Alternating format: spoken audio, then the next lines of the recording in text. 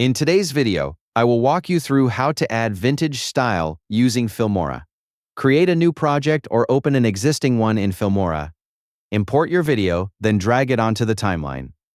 Go to the Effects tab, or the Filters tab, depending on your version of Filmora. In the search bar, type Vintage Style. If the Vintage Style effect appears, drag it onto your video clip in the timeline.